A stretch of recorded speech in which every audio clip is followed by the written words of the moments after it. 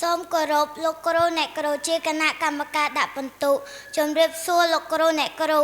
លោកពូអ្នកមីងមិត្តភ័ក្តិបងប្អូនសិស្សានុសិស្សទាំងអស់នាងខ្ញុំឈ្មោះពុតស្រីពេនជាសិស្សរៀនថ្នាក់ទី4កនៃសាលាបឋមសិក្សាគង់មុចសូមសូត្រកំណាព្យមានចំណងជើងថាមកជោបាយតាក់តងគ្នាសូត្របែបរើសមកជោបាយតាក់តងច្រើនអណាយតាមបែបផ្លែផ្លែច្រើនអស្ចារ្យអ្នកខ្លាតាក់តងតាមអក្សរាសរសេរជាសាផ្ញើទៅមក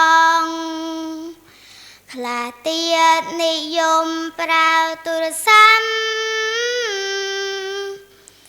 និយាយរាយរំសាសងរមិត្តភ័ក្តិបងប្អូនតាមលៃលង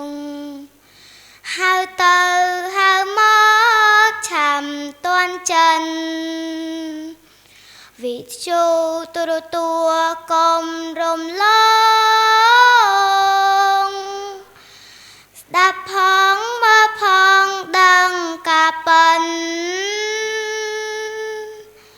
គ្រប់ទ្វីបទាំង5តួឆ្ងាយចិន